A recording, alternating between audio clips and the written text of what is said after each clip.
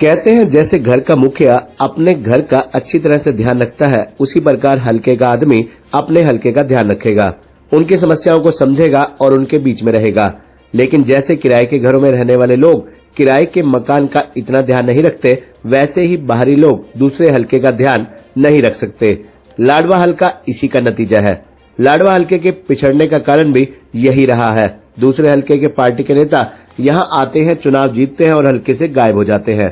ना तो उनको ये पता कि आज हल्के की जनता किस मुसीबत से जूझ रही है और क्या क्या समस्याएं उनके सामने आ रही हैं। वही तो केवल अपने आकाओं की हाजिरी भरते हैं और उनके पीछे फिरकर अपनी टिकटें पक्की करते हैं। उक्त शब्द लाडवा हल्के के गांव मसाना निवासी पूर्व सरपंच एवं पिपली ब्लॉक समिति के चेयरमैन विक्रमजीत सिंह चिम्मा ने पत्रकारों से बातचीत में कहे। उन्होंने कहा कि आज लाडवा हल्के का युवा नशे की गिरफ्त में धंसता जा रहा है, जिसकी तरफ ना तो सरकार का ध्यान है और ना ही उन नेताओं का जो चुनाव के समय यहाँ आकर चुनाव लड़ते हैं। सत्ता पक्ष व विपक्षी दल के नेताओं से कोई उनका लेना देना नहीं है। लाडवा हल्के में नशा फैल रहा है या नशे की लत में पड़कर युवा बर्बाद हो रहे हैं। वही तो केवल अपने राजनीतिक स्वार्थ के चलते अपनी राजनीतिक रोटियां सेकने आते हैं और चले जाते हैं। यही वजह है कि वे लाडवा की दशा और दिशा बदलने के लिए लाडवा विधानसभा सीट पर चुनाव मैदान में उतरे हैं।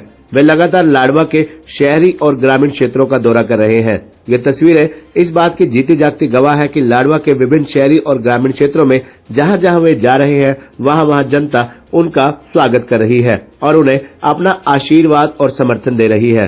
विक्रमजीत चिम्मा का कहना है कि यदि हल्के का विकास करवाना है, उन्होंने कहा कि बढ़ते नशे को रोकना है तो हल्के के व्यक्ति को ही राजनीति में आगे आना होगा। यही वजह है कि वे राजनीति में प्रवेश कर चुके हैं। बाहरी लोगों को नहीं चाहे वह समाज सेवी हो या नेता। उन्होंने कहा कि युवाओं में बढ़ते नशे को देखते हुए और हल्के की अनदेखी के चलते ही मैं राजनीति में आया हूं और लगातार अब लाडवा के पूरे गांव और शहरी क्षेत्रों में सक्रिय होकर जनता के बीच में जा रहा हूं और उनकी समस्याएं सुन रहा हूं। उनका मकसद केवल लाडवा हल्के के युवाओं को रोजगार उपलब्ध करवाना, युवाओं को नशे से बचाना, लाडवा हल्के के लोगों की मांगों व समस्याओं को दूर करवाने सहित लाडवा हल्के के युवाओं को खेलों व शिक्षा के प्रति प्रेरित कर उनका रुझान खेलों व शिक्षा की तरफ बढ़ाना, ताकि उनका भविष्य उज्जवल हो सके। इसी उद्देश्य को लेकर वे लगातार ग्रामीण और शहरी क्षेत्रों में दौरे कर रहे हैं। वे गांव-गांव जाकर युवाओं से मिल रहे हैं, उनकी समस्याओं को सुन रहे हैं और उन्हें इस बात की खुशी है कि युवाओं का, बुजुर्गों का आशीर्वाद और समर्थन उन्हें लगातार मिल रहा है। इसके लिए वे गांव में युवाओं को खेलने के लिए खेल किटें और खेल वर्दियां भी बांट रहे हैं। युवाओं का रुझान यदि शुरू से ही खेलों की तरफ बढ़ेगा तो वे नशे जैसी बुराई से दूर रहेंगे।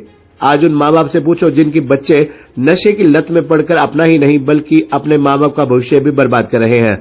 उन्होंने कहा कि यदि लाडवा हल्के की जनता ने उनको अपना सहयोग व समर्थन दिया तो वह लाडवा हल्के की पहचान हरियाणा में नंबर 1 पर लाकर रहेंगे। ये हल्के का निवासी ही कर सकता है, बाहरी नहीं। इसलिए लाडवा हल्का वासी जागरूक हो जाए। हर बार अपने बाहरी को ही अपनाया है, इस बार अपने को अपनाकर विधानसभा भेजना तो आपको अपने व पराई की परख हो जाएगी। विक्रम सिम्मा जी, आप आजाद उम्मीदवार के तौर पे गांव-गांव में घूम रहे हो, लोगों से संपर्क कर रहे हो, तो आपको क्या रुझान मिल रहा है गांव में जाकर? देखिए, जिस जगह भी जा रहे हैं, एक लोगों में ये चीज़ मैंने बड़ा नज़दीक से देखा कि लोगों में बहुत चर्चा है कि बनने से पहले जब विधायक कोई भी बनता है, वोट जब लेता है तब उसकी बात कुछ और होती है, लेकिन बनने के बाद वो बिल्कुल चेंज हो जाते हैं। जब काम के लिए उनके पास जाया जाता है तो बिल्कुल पहचानने से भी इग्नोर कर रहे हैं। और आज जैसे कि भाई इनेलो छोड़कर भाई अमित जी मेरे साथ मोरतला से हैं, इन्होंने इनेलो छोड़कर मेरे साथ आए हैं। भाई जसबीर जी लाडवा से वार्ड नंबर 9 में इन्होंने एमसी का चुनाव भी लड़ा था, कुछ वोटों से रह गए थे और इन्होंने भी मुझे अपना समर्थन दिया है। ऐसे ही हर रोज़ जहाँ जा रहे हैं वहाँ पर लोग हमारे साथ दिल से जुड़ रहे हैं।